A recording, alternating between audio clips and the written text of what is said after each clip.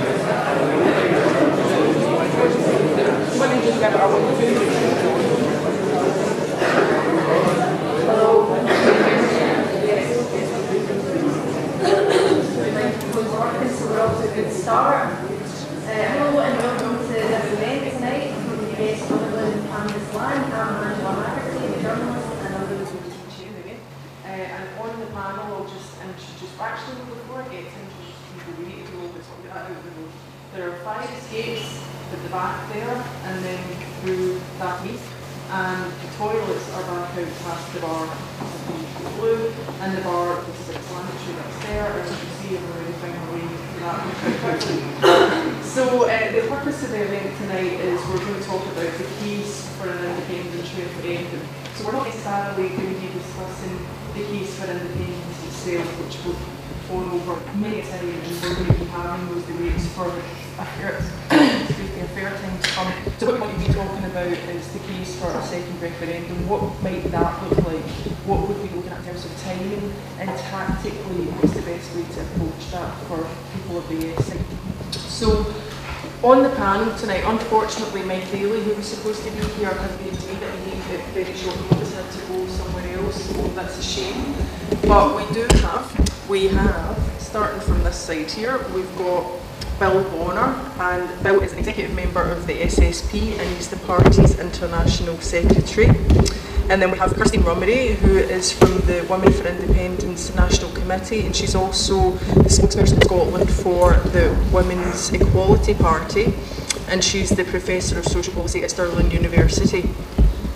And here we have Craig DL, he's the Head of Policy and Research at Commonweal, and something that I think is very cool, he's also a former laser physicist. How amazing is that? I have said to him if he wants to just talk about that tonight, I would be quite happy to hear it. And then at the end here we've got Lindsay Bruce, and Lindsay is the founder of iMail, which is a not-for-profit organisation. What iMail does, if you're not aware of it, is it kind of creates campaigning packs for grassroots groups all across the country, so it kind of gives a central hub, a way for them to easily obtain stuff that they're going to need in their local communities for help with campaigning. So we've got a cracking panel, and tonight's event we're going to try and keep it as a sort of a question time style. So rather than having kind of big speeches and doing it the traditional format we have for these events. Well, I'd like to really bring it to the fore a lot more and try and get all the questions coming from all you guys and see what it is that you're really curious about. I know I've got a lot of questions about a second independence referendum, not least because some politicians have hinted that maybe there doesn't even need to be one. So what does that mean, and what would that be looking like? So we can get into all of that and try and flesh out what it might mean. And I think that we can safely say that the situation we're in at the moment with Brexit, and I don't know if anyone watched that statement from Theresa May last night outside Downing Street. I actually delayed going for a bath so that I could sit and listen to it, and then thought, you know, I got a great tweet from someone who's sent me a message saying that he delayed emptying the dishwasher to watch that nonsense. I thought, well, Theresa May, if you think that that was your getting the public on your side speech, I don't think it's quite worked out the way that you wanted. People were lamenting the dishwasher emptying. So it is an omni-shambles, as they say. It's been handled terribly. You know, that's my opinion, but I suspect that many people would agree. And there was a Sky News poll out yesterday that I thought was really interesting, where I think 90% of the people who responded said that they felt the Brexit negotiations had been a national humiliation. So if there's one thing that Britain seems to be united on right now, it seems to be humiliation, and I think that tells you an awful lot for Theresa May. I think it's one of the most incredibly badly handled examples of anything that we've seen recently, and I say that even given the Scotland game earlier today. So without further ado, I'm going to get started, and I've got one question that I'm going to use my privileges as chair and ask the panel before we open it up to the floor. And I think this is going to be a very, very short one, so I want very brief answers from the panel. No politician answers, please.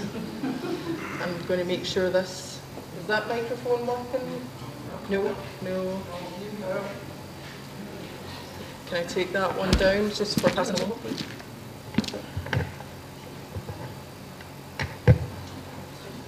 Seems I hadn't turned it on.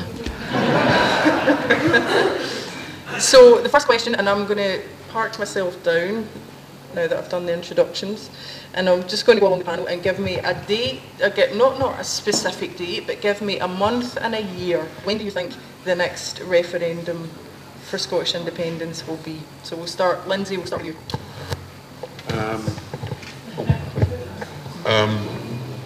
think there's a question about when it should be, which, you know, ideally I would have said towards the end of this year, maybe August, September.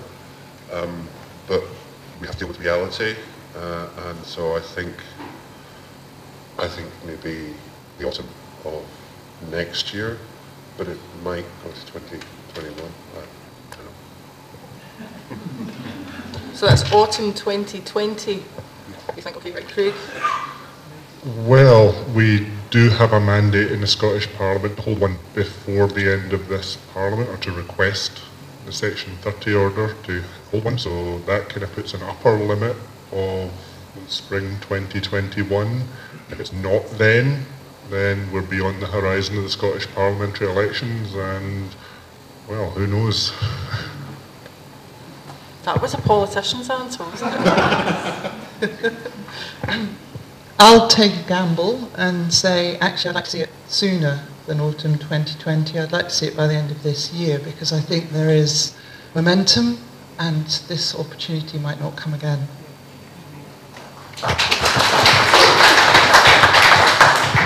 Okay, given that I got applause, I can tailor my answer. I don't have a day other than that. I think we should have a referendum as soon as possible, basically. I think a more interesting question is not when the referendum will be, because no doubt at some point Nicola Sturgeon will address the Scottish Parliament at some point and say, we want a referendum, and we want a referendum on such and such a day. It will be what happens after that, when the British government, as I've already said, has said we will not grant a referendum. And from the British government's point of view, that makes perfect sense, because no government will call a referendum that they think they're going to lose. And the British government, despite Brexit, are not stupid.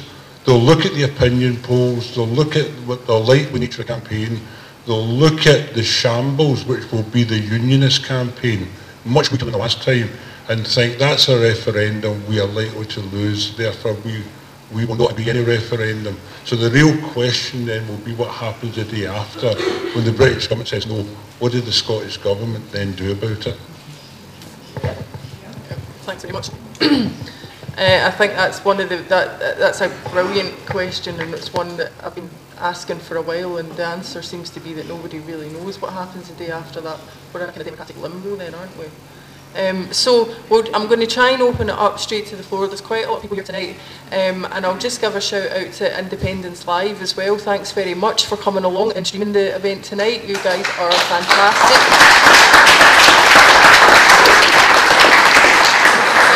And so there might be people watching online that throw a few questions in as well, and we'll take those too.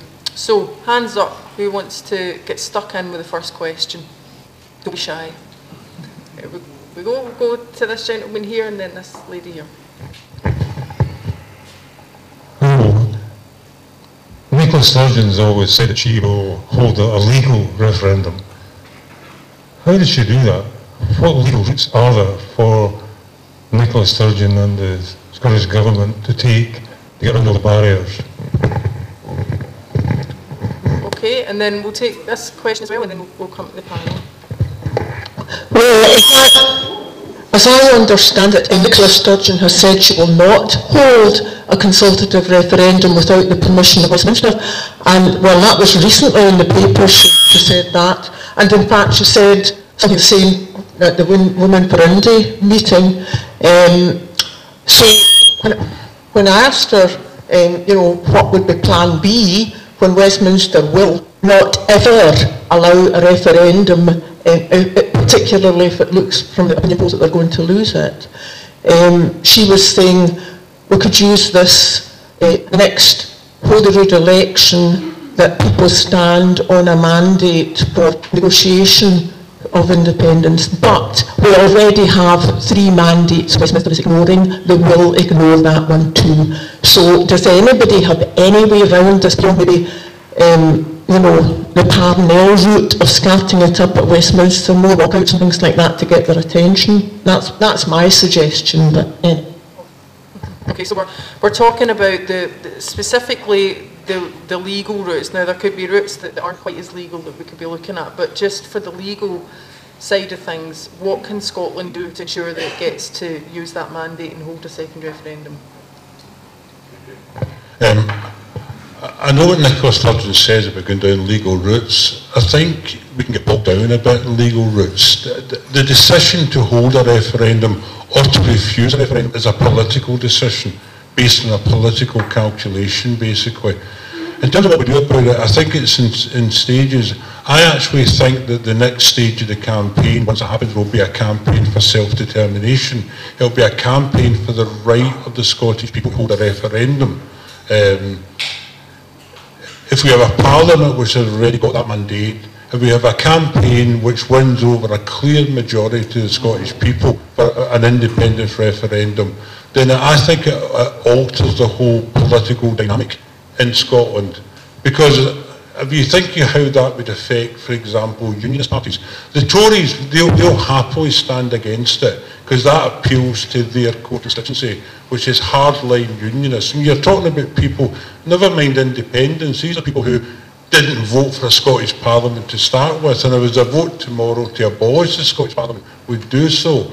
But think about the Labour Party or the Liberal Democrats, for example. In a situation where the Scottish Parliament has called for a referendum, opinion polls show a clear majority of the Scottish people for a referendum, then it throws those parties into crisis. So I actually think the next stage will be that campaign for self-determination. And I actually think that will go a long way to winning quite a lot of, let's call some of the soft no voters who can actually see, even though they're not one for the case for independence, even they can recognise there is a democratic deficit here, and Scotland should have the right to do so. Kirsten, talking about the routes, Scotland does have a mandate through the Scottish Parliament, it has a mandate to ask for a Section 30 order, although Westminster's made it clear that it's going to deny that. So is this something that would go to court? Would we have to go to court to argue the case for having a second referendum? I think we have the option of doing that, and I think it's quite likely that that would be a long, drawn-out process. I think we have to be very careful about how we use the word legal as well, because actually we could hold a referendum tomorrow on anything we wanted in Scotland legally. We could hold a referendum on whether the sky is blue or not.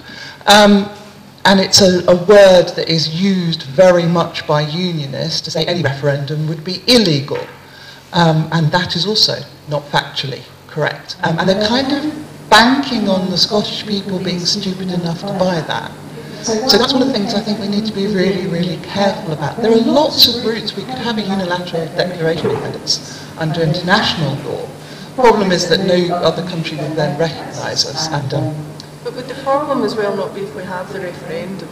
If Westminster says that it's not going to be a legally binding referendum, then you get into the kind of Catalonia territory where you might find that unionists then instruct all their supporters to boycott the referendum and to discredit it and all of those things. Does it need to be legally binding in order for it to be credible? I think not. And that's because I have the opportunity to, as I said earlier, take a risk on this. Because if we go back to the incredible arguments that we know that the Tories will always argue against it, but the other political parties are fighting for their lives in Scotland, and all political parties are fighting for the right to be re-elected and to actually have power to do things. I think there's enough division amongst Labour supporters to actually capitalise on. The other thing about the Catalonia situation is that technically they didn't have the right to hold a referendum, whereas Scotland does. Technically, sending troops in and sending armed forces in was actually a completely legal action on the part of Spain. It would be completely illegal if the UK sent troops into Scotland. So I think we need to be really, really careful about strategy and using the word legality. I think there are actually probably better ways to get to a second referendum than relying on the court.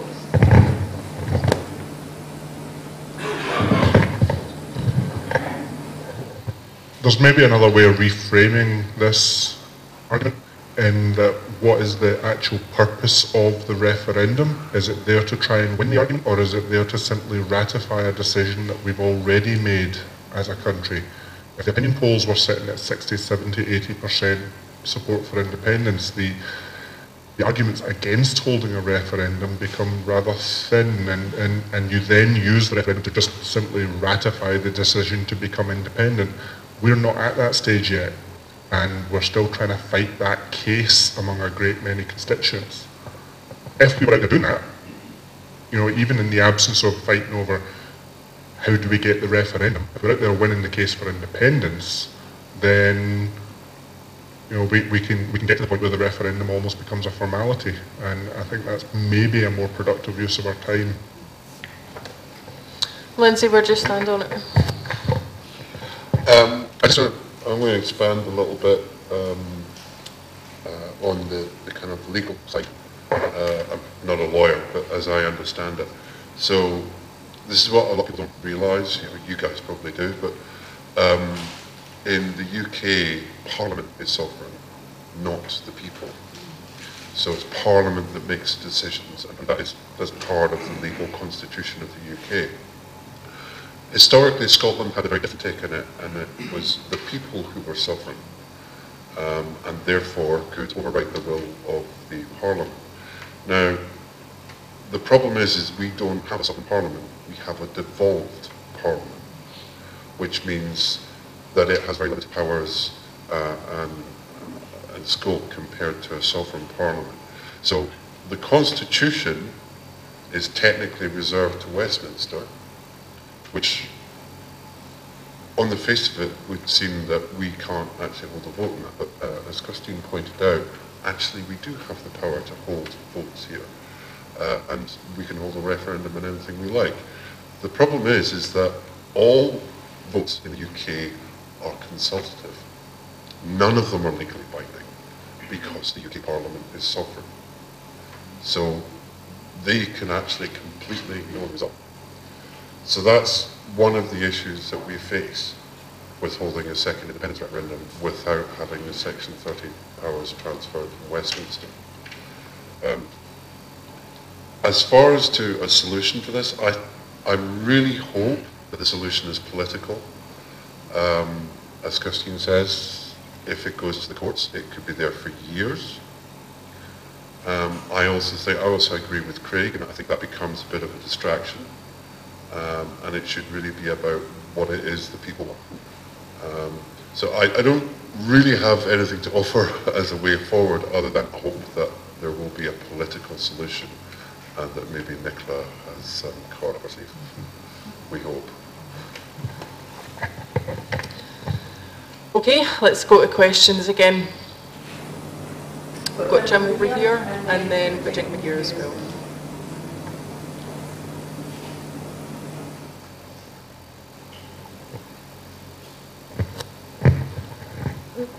Do you think if it was possible to get some nations to indicate that they would recognise a Scottish independent country if the result of a referendum was positive, that that's something that could force the issue? And then just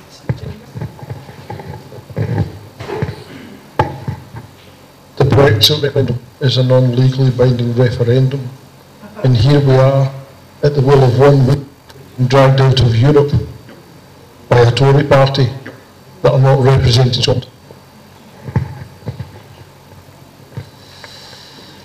okay, so we'll jiggle it up again. Maybe we'll start with this thing then. We'll start at that side the last time.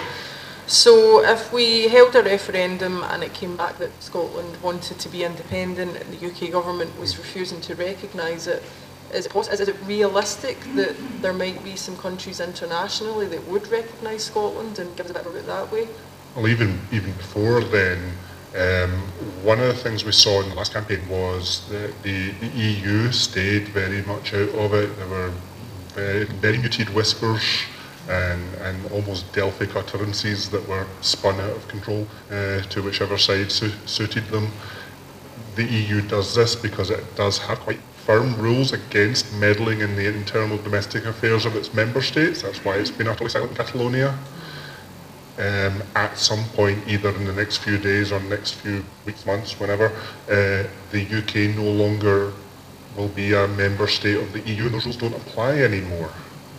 So there are whispers in various muted corridors in the EU that maybe there might be some more opinions coming out after that point. I'll wait with hope until it happens, but who knows, we might see a bit more support for Scotland coming to the fore. Maybe we'll go back to you a wee bit. Kirsten, do you think it's realistic? Will we see international support? I wouldn't pin our hopes on that because an awful lot of countries have successionist movements and Basque territory type territories who are campaigning for independence themselves, and the main nation states are opposed to that. We're actually one of the few countries where we had a referendum that would have been recognised in 2014 had it gone to yes. I would say that in terms of playing the EU card, that would potentially be a much more powerful international diplomatic card to play, because I think there would be quite strong feeling that if we held an independence referendum and then held a referendum on rejoining the EU kind of thing, that would actually repair some of the damage that has been done by the Brexit referendum. And the EU is very much internally looking at how can we make sure nobody else attempts to Brexit, although I think we've done that quite successfully to all the other nations anyway. I do think all the, diplomatically, other nation states will be put in a very difficult position by that. While Scotland has an incredibly good relationship with an awful lot of countries and probably better relationships at the moment than the rest of the UK, that wouldn't necessarily last, which is another reason to try and take the opportunity whilst the UK has shot itself in the foot in terms of its international reputation, to salvage Scotland's reputation. In terms of whether or not, we're being dragged out of the point that we're being dragged out of the EU because of one political party that didn't have that many seats anyway, and a very small fractious element within the Tory party. That's not the case in Scotland. If we were, in quotation marks, dragged towards independence, it wouldn't be because of a fringe far-right campaign. It would be because people like us have gone out and done the campaigning, and there would be a groundswell of popular support behind it. And the case for civic nationalism as opposed to ethnic nationalism would be incredibly powerful. And that is what would resonate on the international stage. That is what would get us the diplomatic kudos that we need. So it's actually people like us doing the groundwork that will make it possible for the international community to recognise us. Well, you're the International Secretary of the SSP, so how do you see the global dynamic? I think in many ways it's a secondary thing. I mean, it's always good to have international support, and I think actually to the credit of the Scottish Government is that they've genuinely tried to develop an international dimension to a lot of its activity and give Scotland a voice, and basically argue this thing about the independence movement in Scotland is not a separatist movement. In many ways it's about Scotland opting into the world, whereas at the moment we're a kind of backwater of Northern England. I think once Britain and Scotland is out of the EU, I think the dynamic changes quite a bit. But on the other hand though, we should also look in terms of behind national governments, there are very powerful national movements across Europe. I was in a conference just 2 or 3 years ago in Barcelona for about a week. And there was, people there from obviously Catalonia, the Basque Country, various other. I was there representing the Scottish Socialist Party. There are very powerful movements across Europe that actually are very sympathetic to some of the things that we're trying to do in Scotland, and actually look to Scotland as a bit of a lead. So I think the links we need to be making, it's not just about affecting this government or that government, but actually making these links below the level of government, because I actually think when we do that, we're actually pushing an open door. On the question of Brexit, there's no doubt about it that Brexit has altered the dynamic of the whole independence debate. And I think it's altered it in this fundamental way. That if you look at the last referendum campaign 4.5 years ago, the choice facing the Scottish people was basically, this is how the Unionists put it in particular, but there was an element of truth in it. You can either have the radical departure, which is independence, or you could vote for the safety and security and stability of the status quo. Now, you didn't have to be a hardline Unionist to vote for that option if you weren't one for independence. Why would you not vote for the status quo, basically? But in actual fact, if you look at what's happened, that status quo no longer exists. And the choice that will be facing the Scottish people is either you can be part of an independent Scotland, or you can be part of Brexit Britain, with all the negative ramifications that involves. And I think that's altered the whole dynamic. And again, and it goes back to the point that's been made about the democratic deficit.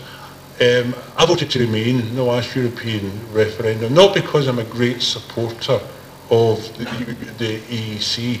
I'm highly critical of it. I voted to remain largely because of the forces that were driving, the kind of reactionary forces that were driving the Leave campaign.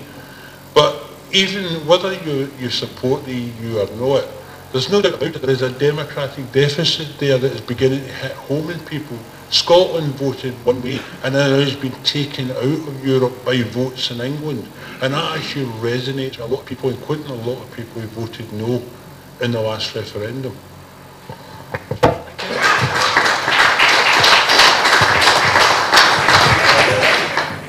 Do you have any more questions from the floor just now? Okay, right, I'm going to jump in with a question then. We're we're still on the subject of referendum, and I think that we might come to just shortly the question of, is there a route without a referendum? There's been a bit more talk about, and I'm really curious about that. But on the subject of referendums, there doesn't seem to be a massive increase in support, despite everything that we've seen with Brexit and the shambles that has been. There doesn't seem to be a massive swell for support in favour of a second referendum, or indeed for independence itself.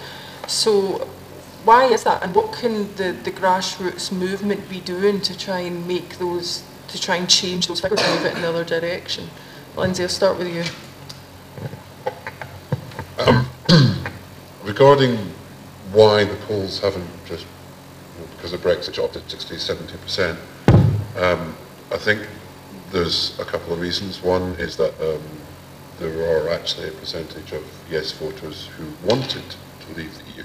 So there's a bit of churn, and it's not that support for independence hasn't increased, it's that some people would actually rather leave the EU than have Scotland be an independent country within the EU. Some of us might find that surprising.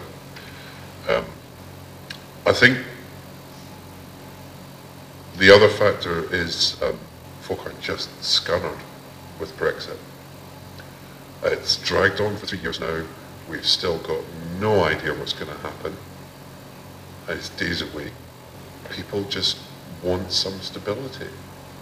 I think, you know, even there'd be folk out there who would vote yes, who maybe just don't want to, they'll vote for independence, but they don't want to do it right now.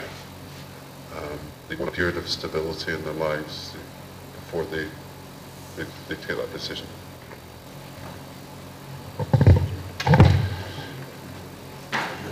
I get to blow my own trumpet a wee bit here. I've written 2 papers studying the demographics of yes support and looking beneath that relatively stable headline. And as Lindsay says, there has been a fair bit of churn within that.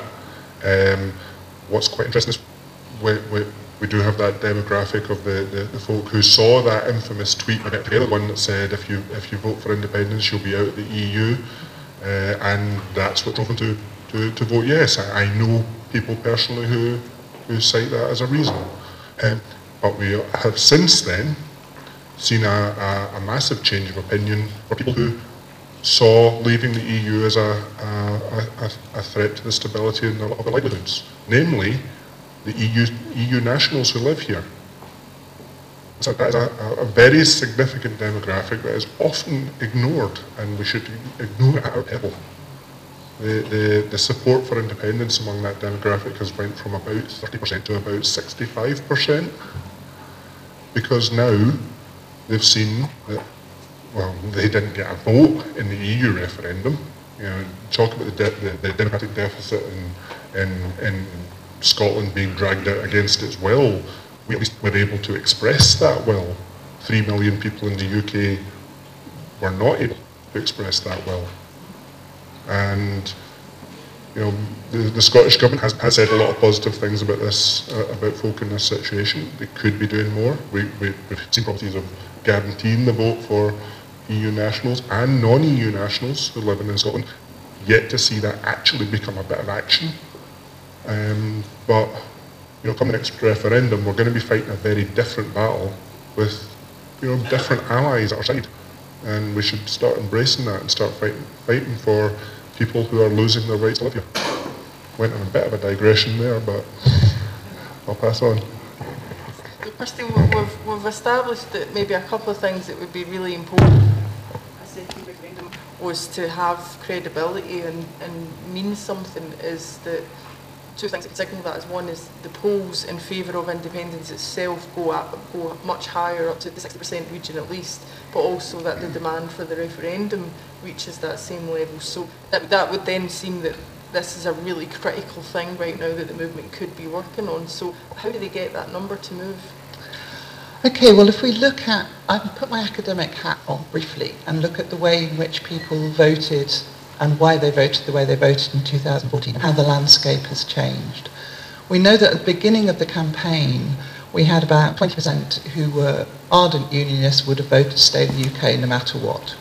We had about 20% who were really pro-independence, which meant we had 60% in the middle who hadn't made up their minds. And we got to, I say we, because at the time I was an academic and I wasn't meant to have an opinion on these kinds of things. I was meant to be very neutral.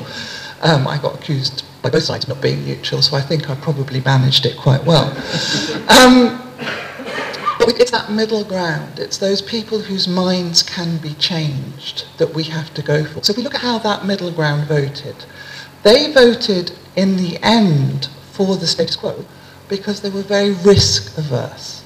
They were really worried about key things like the NHS, like EU membership, like the economy. They didn't want the disruption. They didn't want the effect it would have on their children and whether their children would have jobs to go to. That's what they were really, really worried about.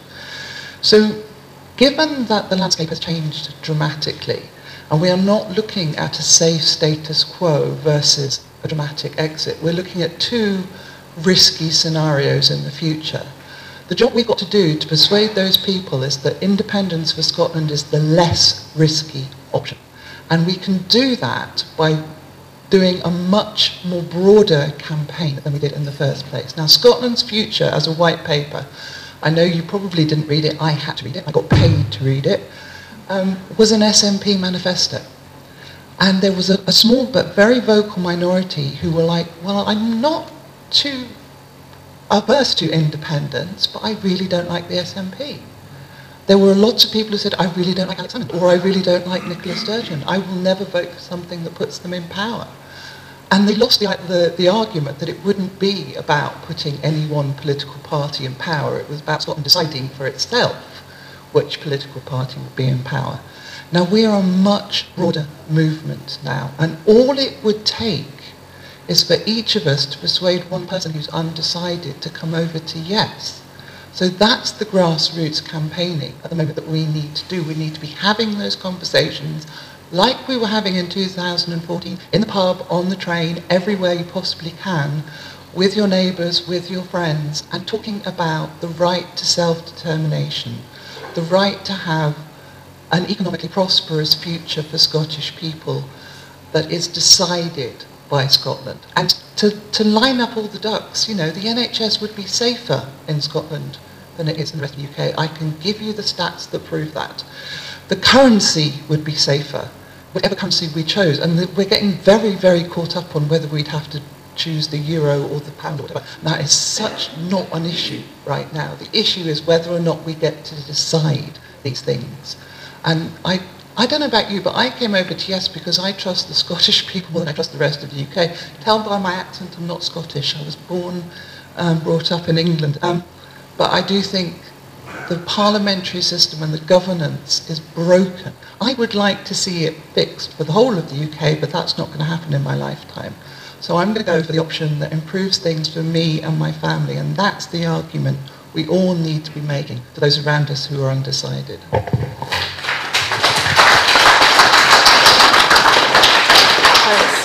So, Bill, what do you think will make those polls move? Well, okay, why are they not moving? That's probably a key question. You mentioned this term scunnered. I think there's a big section of the population who are scunnered in politics. And it's interesting, if you look at the unionist campaign on independence, that's a target. That's what the argument. Scottish people don't want this. They don't want this. They're sick to the back teeth of it, basically. But in actual fact, that's why we need a decision on a referendum, because if you have a decision on a referendum and you have a decision with a date for a referendum, even if it's denied by Westminster, it actually cuts across the argument, because you might be scared by politics generally, but there's still a referendum in the horizon, and that actually cuts across it. I agree with that. At the same time, I think the problem we have is we have an independence movement, but we don't have an independence campaign. And we don't have an independence campaign because we don't have a referendum.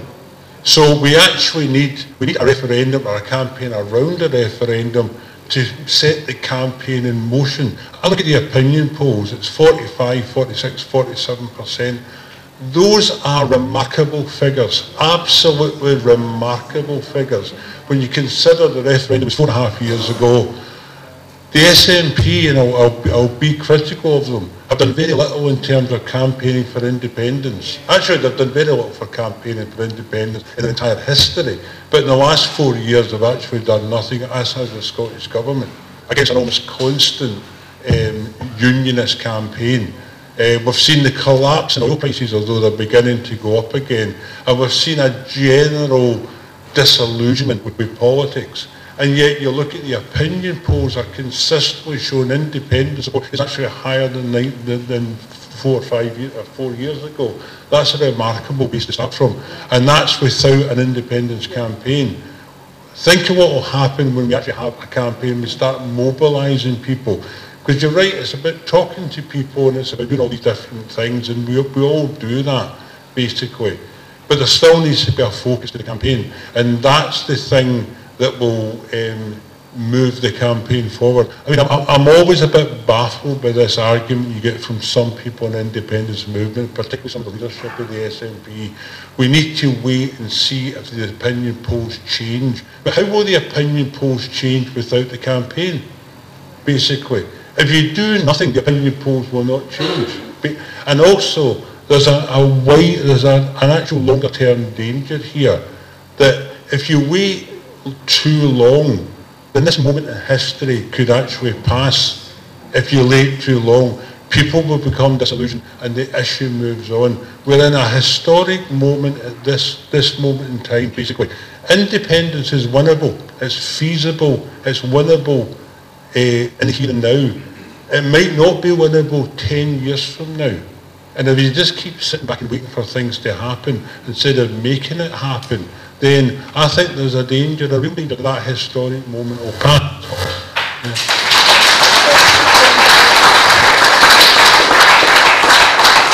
I just want to remind you of the figures. 17% to 45. We're starting at 45. This is a much stronger base from which to start, and we don't have to win that much in order to tip the argument. And I absolutely agree that this is a moment, this is what we call in political science, a window of opportunity that will close. And by the time we're all fighting over the last tin of spam and Brexit Britain, people will not have the appetite for that kind of radical change. You need, in order to mobilise people for what would be quite radical change, there needs to be something graspable that will actually improve for them. And if we wait too long, it won't look like an improvement and it won't look like it's actually feasible.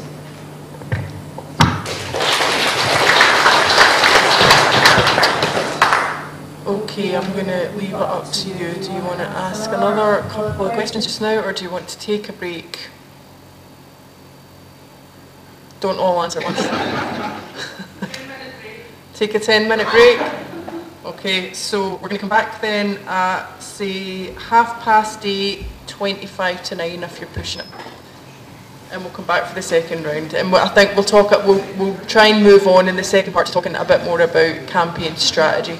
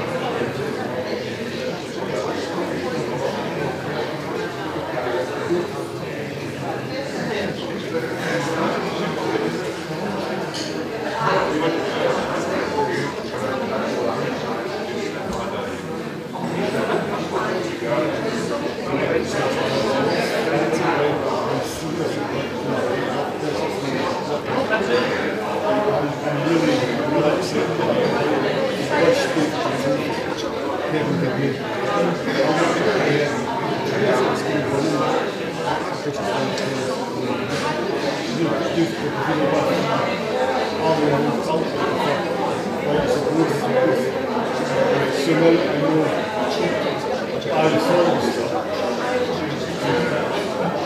now,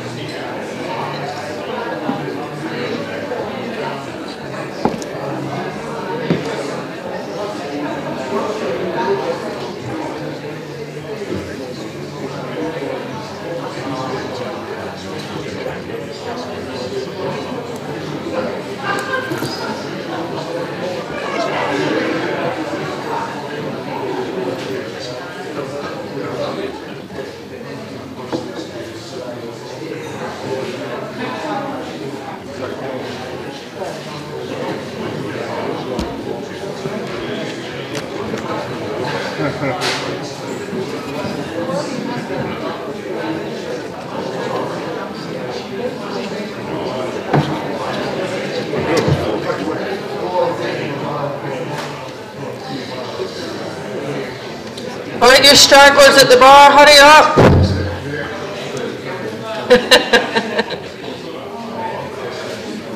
See when everyone that's still out there all comes back in, right, everyone just start looking at your watches and just see their faces.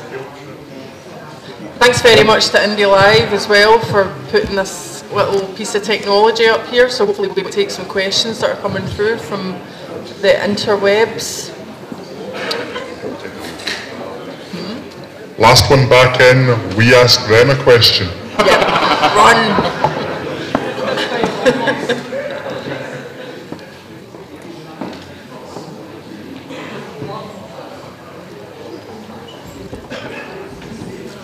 Right, I think there's still a few people to come, but we'll just get started because they're probably going to hear us anyway.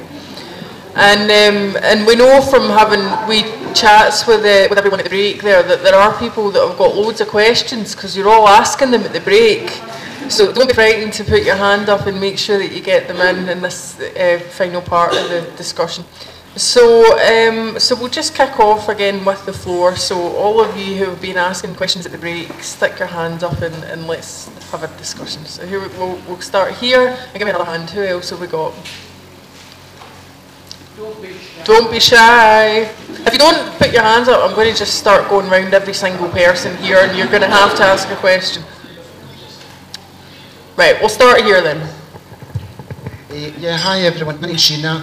I've been an SNP member. I think I first voted when I was 18. It's a long time ago. I'm very disillusioned with the SNP. I have got, rather since the 2014 election, where I campaigned really, really hard, and I'm not getting any younger. I'm now a member of the Pensioners for Independence. We're particularly focusing on the over 65s. While doing the stalls, I don't really see an awful lot of the over 65s changing their mind. I think we need to try and get their trust. I really don't know how to do this, but we are in the process of making out a couple of postcard things to show how pensions are in Scotland or in the UK. And a lot of people don't realise that Scotland don't have the power over the pensions, and they don't know the difference between a reserved and a devolved issue. So I think we need to try and, without being too dictatorial, to try and get these issues over. Again, the other big problem is the media, because a lot of these over 65s read the media, and all the media is a unionist slant. So apart from the National, who the converted only read, only the converted read. I'm asking you a question, I know that, but one of the things that have recently that particularly annoyed me about the SNP is the huge motion, 24 pages, about the currency. I mean, I would find it difficult if any country that was introducing a currency could pass the 6 tests that they have put up. That is just to put that into the long grass. Sorry, I'm a bit long-winded, but I'm really, really upset at the moment. Thanks for that comment. Do we have any questions? Okay, we'll take a. Hi. I know you said the start figures for an independence campaign are sitting around 45% just now. We know the last time we had the project in the media still isn't on our side. How do we overcome that? Okay, so there's a bit of theme emerging there about the campaign approach and how do you start to build a successful campaign second time around now? Well, just with the theme of the night, if we try and keep it focused on that connection between the referendum and not just the case for independence itself. But obviously the media, the approach to the media and how the grassroots and the campaign broader, the political parties interact with the media is going to be a big thing the second time around. So how can the grassroots, as a journalist, pick up a lot of hostility obviously from a lot of yes groups towards the media, but as a journalist I understand how important it is to engage with the media and to try and turn that in your favour, and to be able to build your own strategies and campaigning tactics to try and make the most of the environment, even if you can consider it to be hostile to you. So is there a way, do you think, and this is particularly relevant for older voters who do rely much more on mainstream outlets as well as a lot of the new media outlets that we've seen emerge, how do people feel about that relationship between yes and media? I want to talk about this particularly with regards to the over 65s, because again, going back to the way in which they voted, in 2014 it was overwhelmingly to Remain, and it was overwhelmingly risk averse. And this group is incredibly risk averse. And one of the things that incensed me, linking it to the media, particularly in the last couple of months of the campaign, was the outright lies that were being fed, deliberately targeted at this group, about things like pensions, the NHS and social care and things like that they care about. Now, one of the things I do in my day job is do research on things that older people care about, like pensions and the NHS, and particularly social care. And all of the stuff that I was coming up with indicated that all of the levers to improve these services would be so much easier to use if Scotland was independent. And that is, and I can produce a fact sheet for you that backs that up, a one-page fact sheet which I can put on a website or whatever. That was the thing, whenever we were doing roadshows, that was the thing that the older people asked about the most.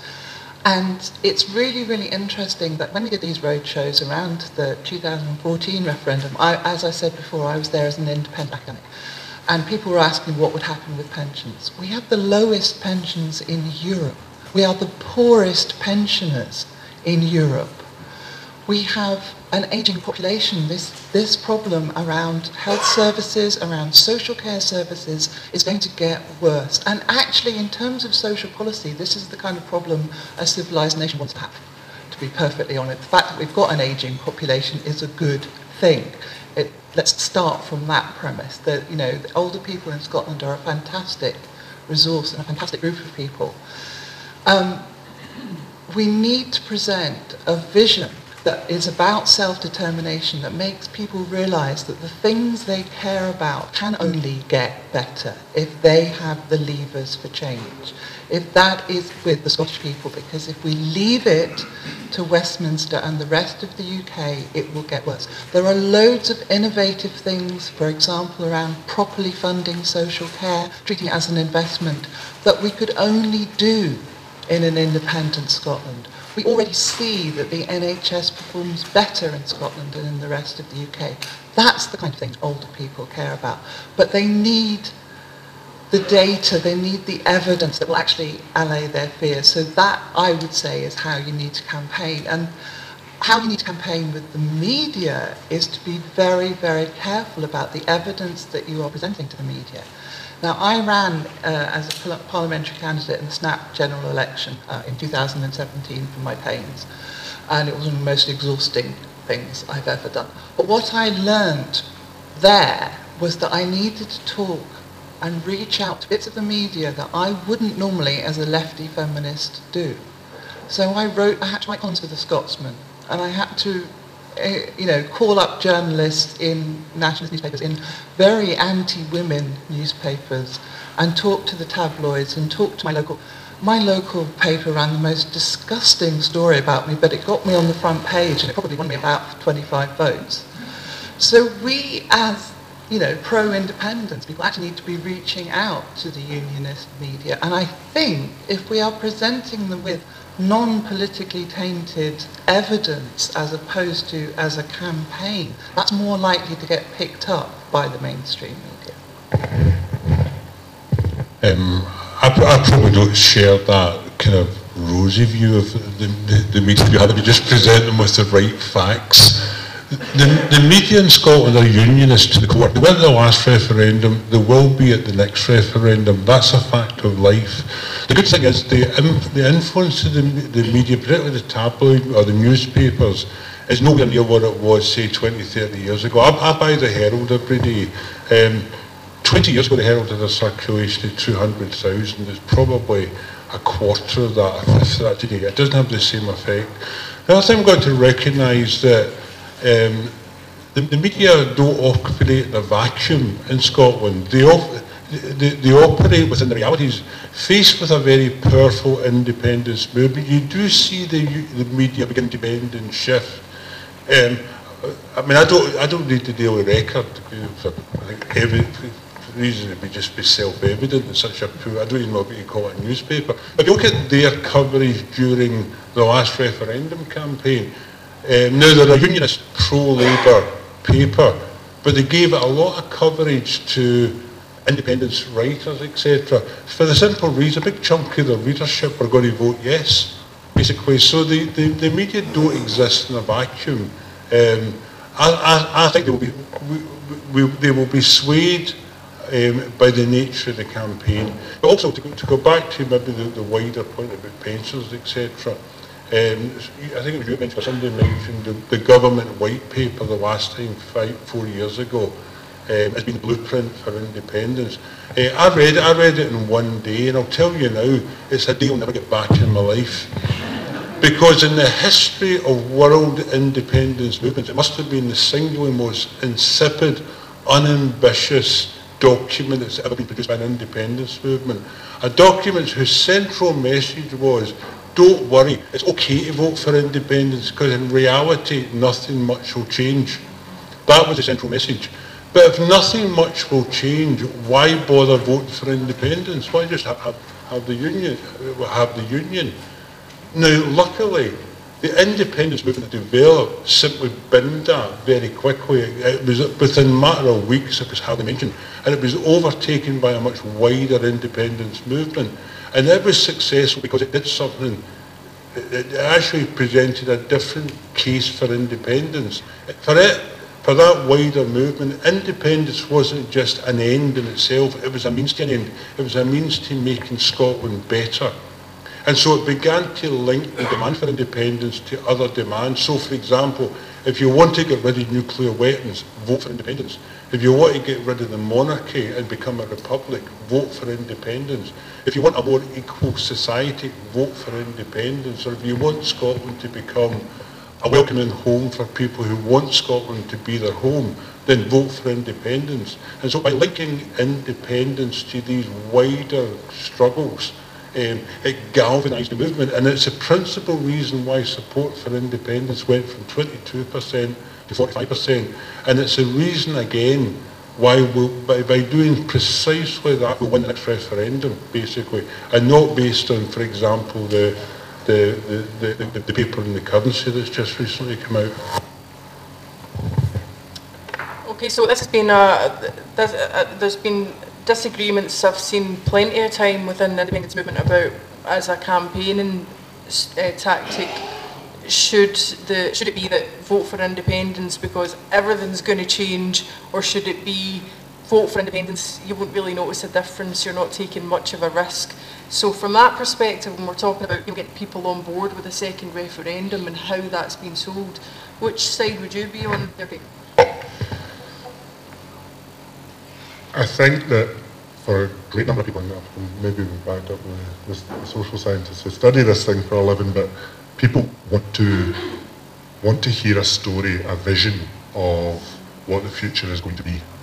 And they want something to vote for rather than to vote, or more than something to vote against. So something that the independence campaign can do really well is offer a hopeful vision of the future, especially now when we're not fighting, as was mentioned earlier, that this idea of uncertain change versus the status quo. We're now on fighting, Brexit Britain's uncertain change and a spiral into whatever it could be. We don't even know what the next week is going to hold in store for that, but we can offer a better vision of what an independent Scotland could be. Do you think it was a mistake then, or do you think it was the right thing to do when the SNPs, since the Brexit vote, Nicola Sturgeon came out the day after or the morning that we knew that it had been a Brexit vote, And since then, the question of independence and an independence referendum specifically has been very closely tied to EU membership. So do you think that that was wise? Because does that mean that Scottish independence, then part of that vision is EU membership? Do you think that that was a good tactic, or do you think that that's off-putting for people because it limits what the vision is? It can be. It's maybe even more limiting in that quite a few of the policies that have come out seem to be working against EU membership as well. Again, drag things back to the currency and the Growth Commission. You know, the idea of sterlingising Scotland isn't really compatible with EU membership itself. It also kind of holds the fortunes of Scotland to, you know, whatever happens with the UK. And we've got this idea of we will have an update on what the independence campaign will look like once we know what Brexit will look like. Well, what will Brexit look like? And is there a form of Brexit that could mean that Nicola Sturgeon stands up and says, well, actually, this isn't so bad, we can just park independence? I don't think that'll happen, but even the vaguest possibility that that might be, it kind of puts us in a difficult position as a campaign. Lindsay, what do you think? Can I go back to the media question just briefly? Because originally you asked about how do we change people's minds. The one thing that we have that the unionist parties do not is put soldiers on the ground. They have practically no activists. We have, what, a good 100,000 plus? How you change minds is through individual conversations. So, and this is why I do what I do, is the stuff that we produce and we send out in packs to you guys is not so much the stuff through letterboxes. It's for you to start a conversation with somebody and you give them the facts, not the stuff they read in the newspaper. Because, I hope Angela will forgive me for this, but journalists, and I was one once, a long time ago, journalists are kind of fundamentally lazy. And they tend to write the story that's already been written for them via press release. And especially if you're on a daily newspaper and you have a deadline and you've got to fill so many words in a column. And the lovely guys from the Conservative Central Office have sent you a completely written story with pictures, references, everything that you need. And all you have to do is maybe rearrange the paragraphs a bit. Yeah, that happens a lot. So how do we counter that narrative is well, you've got to do it based on factual information. And I think one of the things that we do this time around, much, much better, is having stronger answers on pensions, on the currency, on the NHS. Economic stuff was obviously a huge part of the Project Fear last time, and will be again. That will be that, because that's the only argument they've got left. We're going to be dragged out of the EU. All of the promises that they made in 2014 about jobs, HMRC jobs, shipbuilding, the renewable subsidies, carbon capture, all of those promises have been broken. The only thing they have left is you're too poor. If we can break that argument, we've won. And to do that, you've got to start and you've got to have those conversations on the ground, changing people's minds, seed the doubt that what they're reading in the newspapers is maybe not true. That's how we win. There's one thing I've often said about that, you know, the view that it was the media that stopped the yes movement from winning the referendum.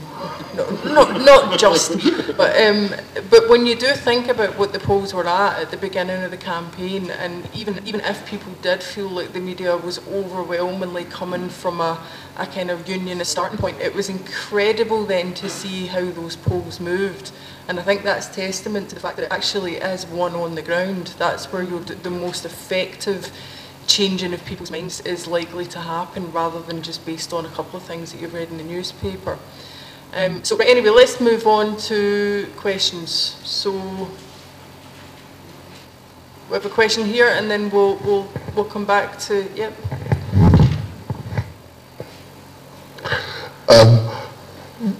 Given the two referendums, 2014 and the EU referendum, which produced very different results, but what was noticeable was the massive turnout that meant there was a yes majority in Glasgow and Dundee. The EU referendum was rather different in as much as the really high votes. Yes, Scotland overall, everywhere, voted clearly to remain, but if you look at the breakdown of the statistics, particularly in Edinburgh, which was in the 70s, and some parts of Edinburgh, 90% voted remain.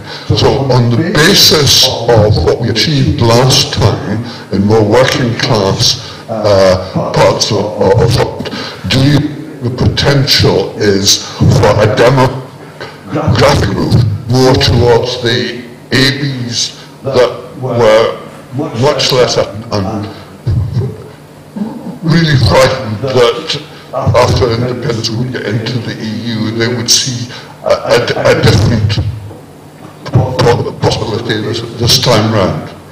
Thanks. Moses, we'll go back here.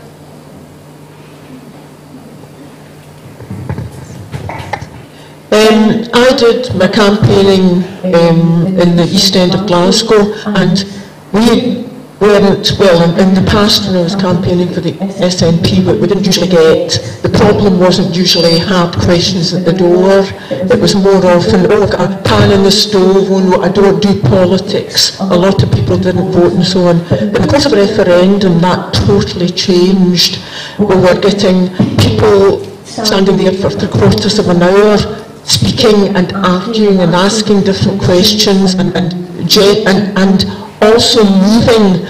My son canvassed one street in Easterhouse where every single person was going to vote yes. There was no no, and there was no don't know, and there was nobody opening the door and saying, "Get off, I've got a baby in the bath," or something like that, which used to happen before. Now, what we need to look at now, these are the people who voted yes massively, people who'd never voted before. We were signing up people in the register who'd never voted. How do you keep the attention of people who are not naturally interested in politics, who don't really want to talk about currency, finance, or all this sort of thing, but the independence thing caught their imagination, but it's likely that if we drift on and don't have another independence referendum for a long time, these people will go back to realising that voting doesn't get them anywhere, it doesn't change anything. If voting ever changed anything, they would ban it. That whole philosophy, they'll stop being interested in politics and think the only thing you can really do is maybe get up about, there should be another crossing at the end of my street, and you go and lobby for that, and maybe that's the only thing you can win. How do you keep people interested and excited? Maybe through, I don't know, I give out balloons in my stalls. I've got this wee choir pensioners friendly warblers who are going round the lunch and shops singing vaguely political songs. Sorry, away. I know the one we had before was. Well, I think we've got. So how do you keep that going? Maybe with music, with things that are not political, things to keep imagination. It's connected a little bit to that question, yes. Because you're talking about there could be a demographic move there, because there's Remain voters in areas that weren't maybe big yes voters in 2014 that may move because they were high Remain voters. But the offshoot of that would be if you start to lose all of the yes voters that you had in 2014, then do you just end up with much the same result, because it's just a change in the demographic. So, and obviously, it's very different things that are going to appeal to these voters that are coming from different perspectives. So how do you again, in terms of trying to keep it to the referendum, it's that finding that way forward. How do you work with those two things? How do you bring in that new demographic but make sure that you don't lose the old demographic? See what I did there? Very subtle, we do have this idea that campaigns, this traditional style of campaigning that involves going around to strangers' doors, knocking on the doors, and catching them at their dinner and trying to convince them on the doorstep. I'm not going to say that any particular form of campaigning is completely invalid, but we can learn lessons from other campaigns in recent years. I think particularly of the Bernie Sanders campaign in America, where they actually had a rule for new activists was don't talk to anyone you don't know. So they didn't go out knocking on strangers' doors for a great deal of it. What they did was they said talk to your friends, talk to your family, talk to your co-workers. Find out what they are talking about, rather than overtly going in and pushing our views on them. Engage with them, find out what's catching their attention in the news. Say maybe it is, I'm getting annoyed at the way that the pensions are treated. You can engage them in the conversation and that, and then you can start to say, well, actually, in an independent Scotland, this would happen. And you can do this with a lot of topics. And you can normalise the idea of independence through that. And that was a very powerful way of campaigning. That's a very powerful way of breaking through those initial, I don't want to talk about politics barriers. Okay, Lindsay, we'll come to you and then we'll come back over this side. Regarding how we keep people interested, that's a really good question. I think it's about, fundamentally it's got to be about hope. It has to be that, people are going to get into politics because they want to make things better. So keeping particularly young people engaged is going to be really, really important in that. I think independence, there's a unique opportunity for the young to talk about this and what it means for their future. So I think if we have another campaign, I don't think it will be that difficult to engage the young in it, because they were very engaged in 2014. Yeah. I think, as you pointed out, maybe the harder demographic to crack is the pensioners. I'm still waiting to hear a really good idea for how we do that. I'll let you know if I hear one. Kristen. Well, yeah, the pensioners, you just listen to their concerns and demonstrate that their concerns will be better met in an independent Scotland. And it's not hard to do, because we've already got the facts to back that up. We know that pensions would be better, we know the NHS would be better, we know social care would be better.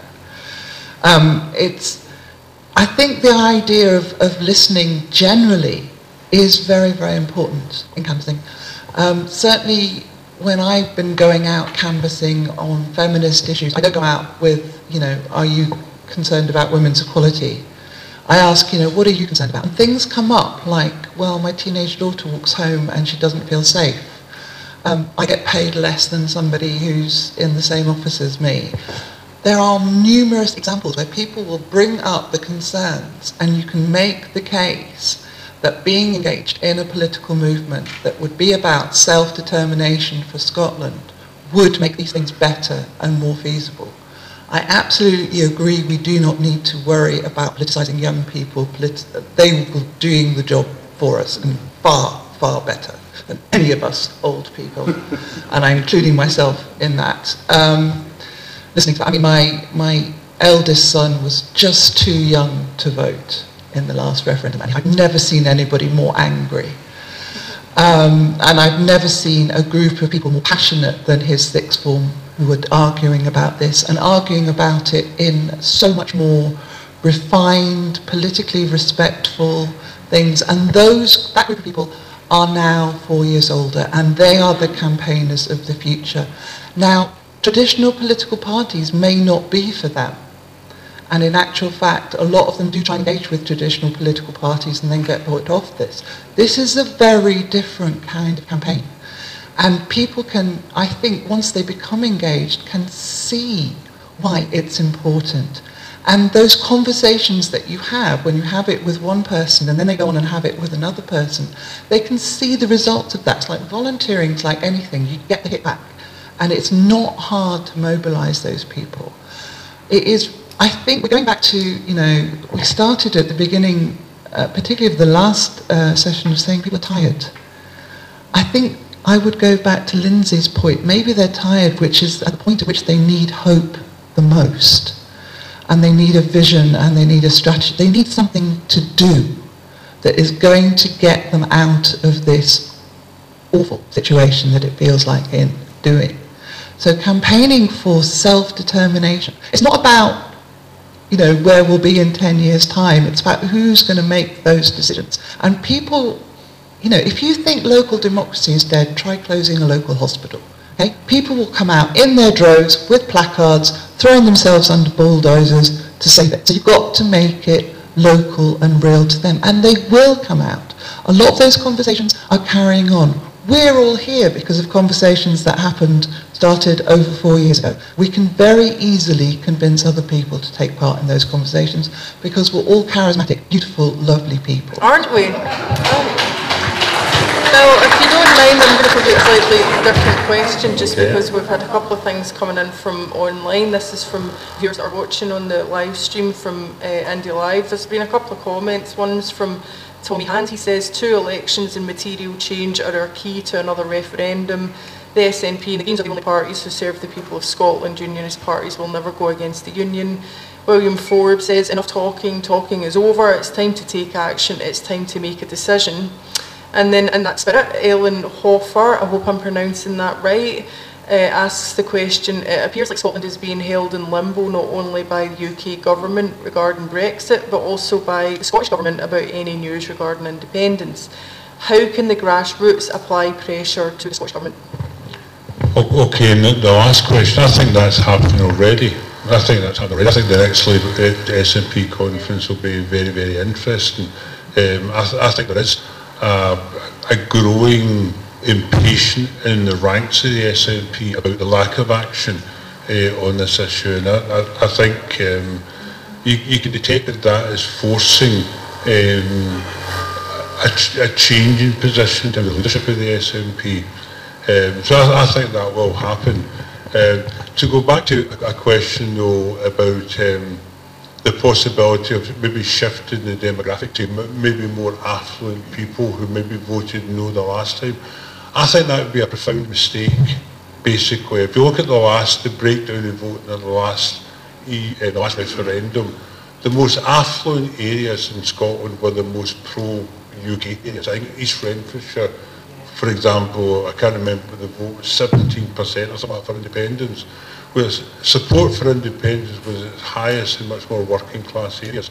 And the reason it was high in those working class areas goes back to the point already made, is that people didn't see independence as a dry constitutional issue. They saw it as a way of changing their lives. And to quote, you quoted an example of the Easter House, my memories of that campaign, I used to work for what used to be called the Glasgow East Regeneration Agency, and it covered an area which is now called Central Cumlacky Barfield, one of the poorest, most deprived areas in Scotland. Voting figures in the general election was 12% the previous general election. It was actual voting turnout. Yet on referendum day, people gathered in a demonstration and marched to the polling stations to vote yes. Not because of some abstract notion of independence. They simply thought this is the way of changing things, basically. And I think, the independence campaign will be effective when people see it as a means to change their lives. And that's how we engage people. That's how we engage. You'll not engage them by a dry constitutional argument. You won't change their minds by harking back to 1707, the Act of the Union. It's about the modern case for independence, and it's about how it affects people's lives here and now. And that's how we'll win them, and that's how we'll win the vote. Mm-hmm. Okay.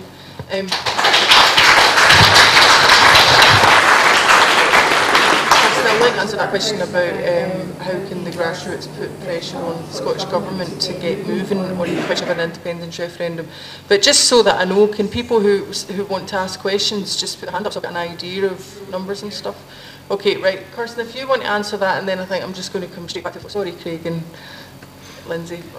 Okay, in terms of how you put pressure on the Scottish Government, well, every political party in the Scottish Government wants to be back in the Scottish Government.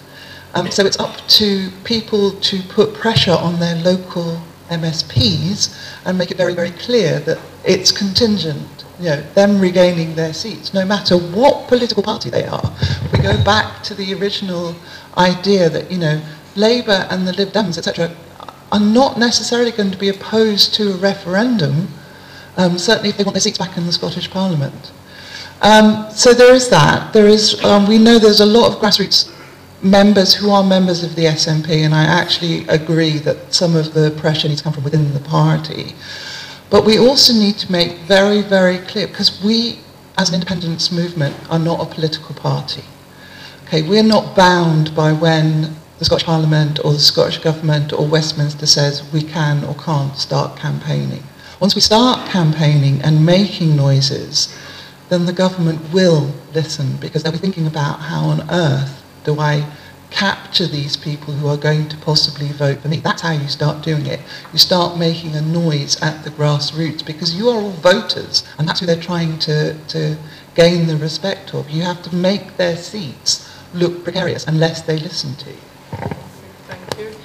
Okay, so we've got questions. We've got one straight up the back. We've got two up the back, and then one in the back row there. We'll take those two. Thanks. Hi. I just want to ask the panel, when would you suggest is the correct time to call a UDI or a referendum? Do we wait for a no deal when we drop off the cliff and the next day potentially look at having our parliament closed? Do we wait for that, or do we stick our hand up before it happens and shout no? Okay, thank you. Cheers. Can I ask something from the audience? Could people raise their hand if they voted yes in 2014, wait for it, yes in 2014 and then voted leave in 2016? One guy over here, I have another one by the way. That's interesting. Just to give people the statistics, according to some statistics, 38% of yes voters in 2014 voted leave in 2016. So there's a really interesting discussion to be had about how they are addressed for the next referendum, because it is true, I didn't believe this for the longest time until I saw the statistics that Craig's talking about. There has been a very massive churn. Now, I don't believe for 1 second that most people who voted yes in 2014 because they are, for want of a better term, sovereigntists, they wanted democratic decisions made here, then voted leave in 2016 because they want democratic decisions made here, I don't think they are lost the independence cause. I think that they've been put off by some of the messaging. So I want to ask the question of how are they readdressed? One of the answers I once got from this meeting was, well, they can be brought back if they're convinced that immigrants aren't the problem. I'd strongly suggest that we shouldn't make those sorts of, ideas about leave voters. I think it's a complex vote. I mean, for my part, because I've talked to loads of leave yes voters, I think there'd need to be a distinct campaigning group to encourage leave voters to vote for yes in the next referendum, but I'd like to hear opinions on that before. Thanks, David. You're doing very well flying the flag for yes, leave work there. And the back row here. Hi. I've seen currency, being good to have one currency. Some people going to want to have their own currency. And some people want to share pounds. And some people want to have their own currency. But how do you deal with people who want their own currency and who want to share pounds? Thank you. Right, I'm going to, I'll come back to the floor just in a sec, so don't worry if you've got questions still, I'll come back to you. And I'm just going to split these questions up rather than going through everyone on the panel so that we make sure we get plenty of time. So, did anyone on this panel vote leave, incidentally? Your husband did. Okay, well, that's close enough. Okay, well, I'll give you that question first then, about how does the Yes movement address Leave voters and make sure that they're not alienating them?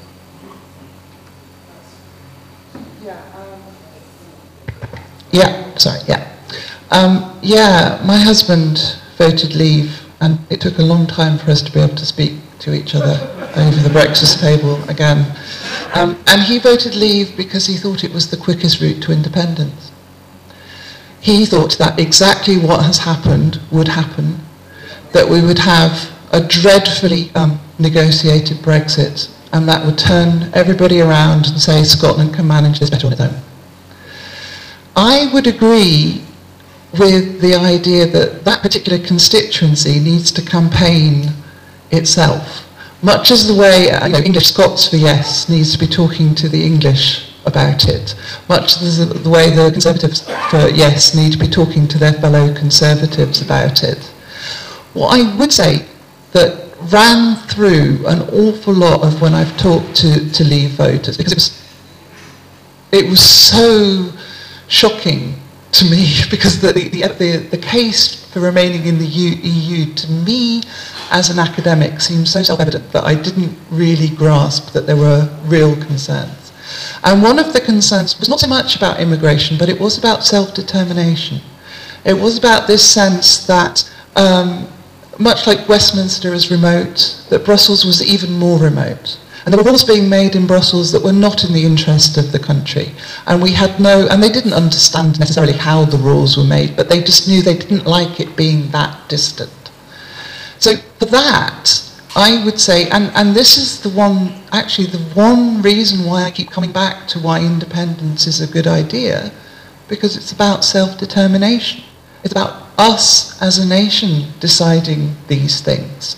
And a nation of under 6 million deciding for everybody is a lot more feasible and a lot more workable than the distant nation of the rest of the UK. It's that argument about self-determination as the route to whatever vision you have for the future, whether that's part of the EU, whether that's we suddenly become a nuclearized nation and be the only small nation with nuclear weapons in the world, I don't know. You have to be really careful about things like, we'll go for independence and then we'll never have the Tories again, because we would have the Tories. We would have, hopefully, in opposition, a very strong Conservative Party in an independent Scotland. We would have very strong civic groups in an independent Scotland. So I think the answer to that is, whatever future you see for Scotland, you've got the levers to get there much more effectively if we're an independent nation. You can vote the MSPs out a lot more easily. You can work with civic society in collaboration with the Scottish Government a lot more easily than you can either at Westminster or at Brussels. So that's the argument I would make. Thanks. Bill, I'll maybe just come to you. We spoke earlier about when we think IndyRef 2 will happen. When do you think that it should happen, and possibly even a UDI scenario? Would you be up for that? I suspect that would be a UDI scenario. I suspect a UDI scenario is not very likely, partly because I think the SNP as a party are constitutionalist to the core, basically. The idea of breaking laws and things like that, I think, runs against the DNA of the party. So in terms of when the next referendum will take place, I think there needs to be a campaign around the right to have a referendum. Actually, I don't see a way past that at this moment in time, basically. I think what happens in the course of that then will inform all the tactics and strategy after that. You would rule nothing out. I certainly wouldn't rule anything out, basically. I think all forms of political struggle are legitimate, given the circumstances, basically. But you need to do that in a way that unites people and brings people together in a way forward, and not in a way that actually divides people. Can I just make this point about the EU, though? In some respects, the issue might resolve itself in terms of the independence campaign. I don't know when the next independence referendum will be, but I think we can take it for granted. Scotland will not be a member of the EU. So the idea of a situation where Scotland has been pulled out of the EU, it will already have happened. The actual question will then be, in an independent Scotland, will Scotland apply to rejoin the EU? That's a different, but that becomes a very, very different argument, basically. And in actual fact, if there was then a further referendum on that issue, I'm not quite clear how that vote would go, basically. A lot of people like myself voted to remain, not because we were great lovers of the EU, you know, in terms of the structures, etc., but simply because of the context of the referendum campaign. So in some respects it might resolve itself. And the argument's a very simple one. Once Scotland becomes independent, it will then have to make a democratic decision whether to rejoin the EU, and that will be a debate amongst the Scottish people to do that.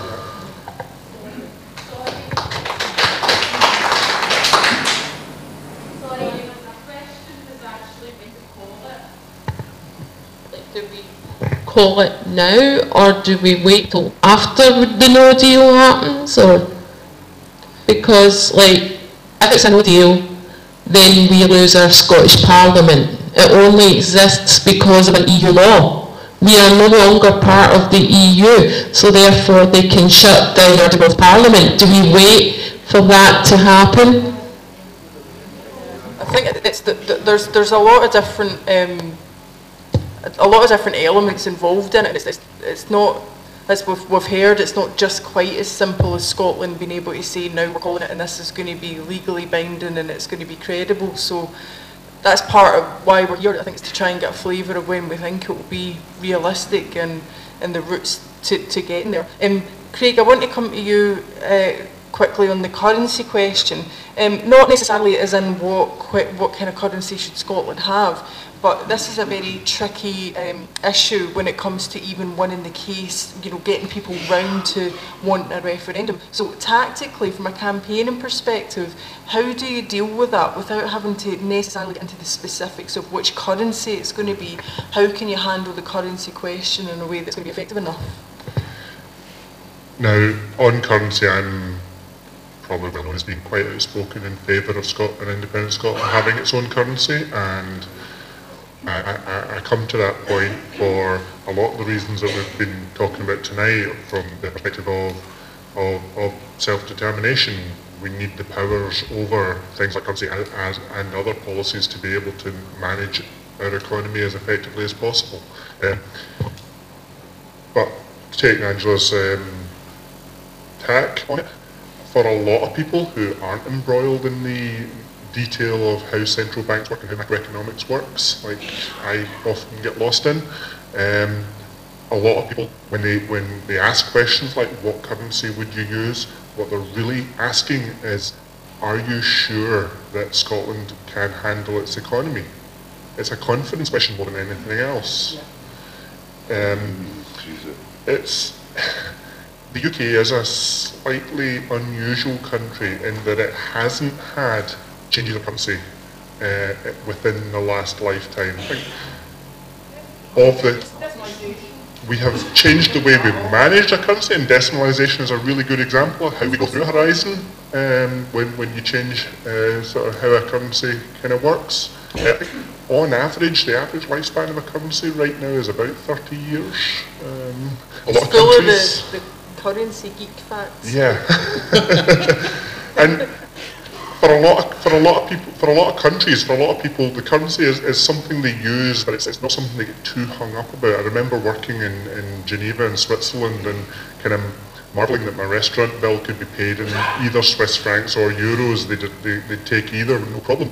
And the person I was working with kind of remarked, yeah, but Scotland's the weird one. You've got 4 different types of £10 note. So, I think that's a good, I don't know if any of you watched a lot of John Harris's work around Brexit for The Guardian, where he did those Anywhere But Westminster videos. But one great tip that I picked up from that was that he said, instead of going to those communities and saying, what do you think about immigration, or asking the leading question, he would just go up and ask, what's it like to live around here? And that's when he would get beneath the surface of what people really meant when they were talking about immigration and all that. But then they started talking about the local areas and what they didn't like and what wasn't working. So it's like scratching beneath the surface of the question. Are you really asking about currency, or are you asking about something else? Or are you asking more about maybe an issue like why is the bank closed down and I now have a 30-mile trip to get my money out? Okay, I want to try and, I know I'm very aware of time, so I want to try and get round, Lindsay, I will come to you, but if we can take in some more questions. I'm sure I saw some hands up on this side. Yep, lady at the back there. And is there any other questions? And we've got one here as well. Hi, it wasn't so much a question, rather than how we win over people for the next yes vote. In the span of my lifetime, which is quite a long one, I've made some wonderful friends that I've kept from the days of my youth, and I want to refer to 5 of them, 3 who are from East Renfrewshire and 2 from Inverness. And during the independence referendum, I found myself quite isolated from them because they were voters. And I became a little bit of a joke with them because, you know, they had on the mobile phone, if I phoned them, you know, this picture of Alex Salmond. So we sort of avoided talking about politics or talking about it. They knew where I stood. But within the past 6 months, out of 5 of these people, 3 of them have approached me to ask me about independence and to tell me that, you know, because of everything they're hearing and because of Brexit really, that they are now considering voting for Scottish independence. I'm approaching it very tentatively, very easily, very quietly, but I think that's a sort of ratio maybe. That's 1 person and 1 person sitting in this hall, 3 out of 5 people, and I think that's maybe a point of hope that we need to move forward with. We have a question over here.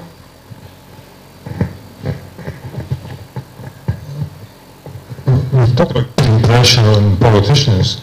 Do you think pressure should be, or how can pressure be put on journalists to be more objective? Lindsay. Oh dear. I'm already in the doghouse.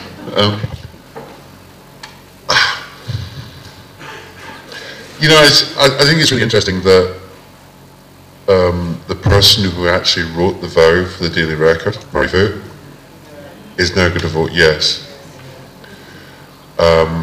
So I don't know if it's so much pressure as, you know, maybe drawing their attention to some more of the you know, the facts that they maybe haven't seen, you know, when they get that press release from the Tories or Labour, or when they're, you know, having a cosy lunch over a pint with some of their political chums, is.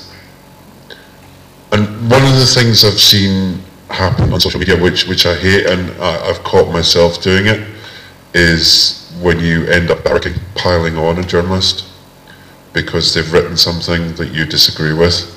And that's something that I'm trying really hard to resist. And, you know, it even happened yesterday with Channel 4 News when they did their fact check and said Scotland would have to join the Euro.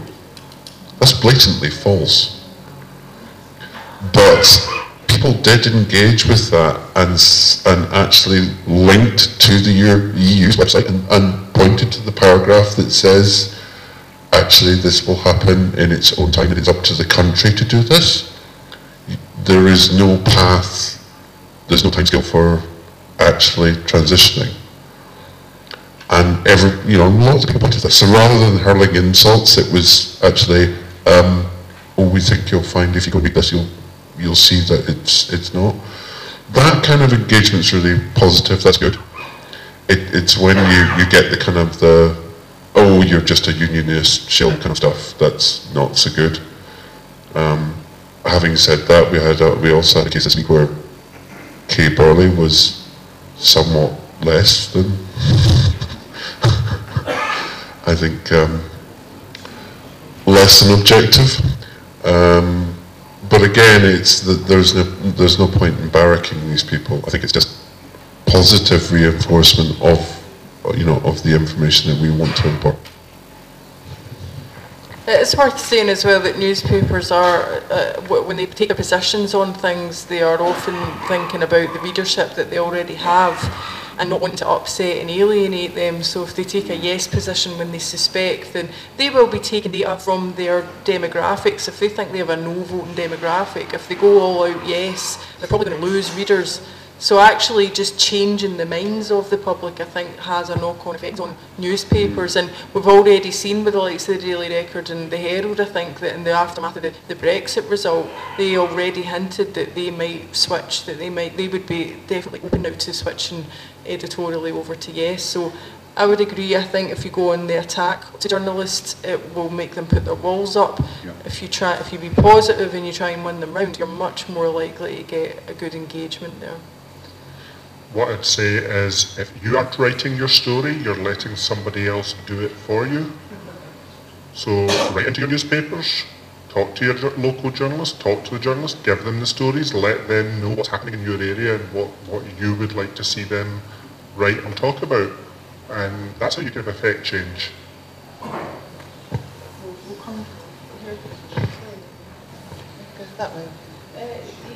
I'll do this briefly.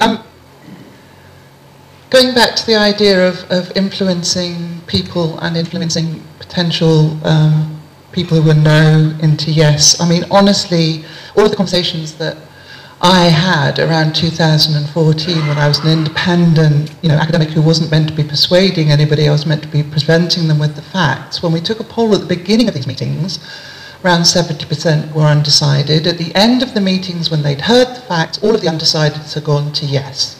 Some of the no's had gone to undecided. Nobody went no. The facts and really good, strong arguments speak for themselves. And going back to this, how you influence your friends, yes, absolutely. You influence them by talking and persuading, and actually that's how you influence the media. Give them something to cover. In my experience, all of the mainstream media, including the news, the TV, are desperate for images. They're desperate for content. Give them positive content. Get out there with your banners. Put things across, rude statues in Glasgow, God knows what else. Give them something to talk about where they have to engage with messages that you are doing. And the other thing is that what is quite different, I think, this time round, is that we're all a lot more social media savvy. And actually a lot of what is so-called the news is actually people's blogs and things like that. And that's actually much more powerful than it was in 2014. And even though I'm really shit at social media, I use it to persuade people. So get people going to alternative news sites, going to alternative blogs where you're making the arguments in a reasonable, rational way, because the unionists, as we say, haven't got the foot soldiers, so they're not going to be out putting big banners on Glasgow statues. They're not going to have the coverage of that. And they also don't really have much of a substantive argument apart from the fear argument. And we can counteract that with the hope and the facts. Bill, if you could be brief-ish. Okay, how do we, the media is actually a wider question about how do we deal with no voters, basically, the 55% who voted no the last time. We've got to be careful though that we recognise there's a constituency out there which are solidly pro-union. They believe themselves to be British. The British in matter principle and will never support independence. I've got complete respect for them because their position is based on clear principles. But there's also just as many no voters who aren't that wedded to the union, they just want to independence, basically. So that's the group that we have to engage. And we do it, you're quite right, the lady there who said about talking to friends, etc. I think we've all had experience of that, where you talk to people and you gradually engage with them, you work out where they're coming from in terms of their ideas, you try to answer that. But also don't let us ever forget that itself, while it's important, is not a substitution for actual going out and campaigning in terms of charting doors and petitions and all the other stuff, which draws people into the notion that there's a movement out there, a big movement for change, and I want to be part of that movement. And that had a big impact the last time. I think it'll have a big impact this time. Okay, thank you.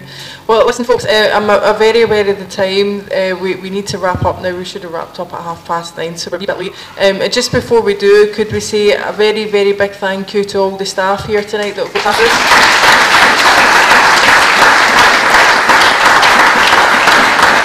And could we also say thank you to Indie Live, who are brilliant.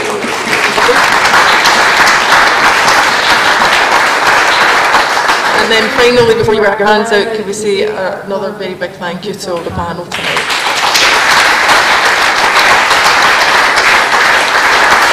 Thanks very much, everyone. Good night and happy caffeine.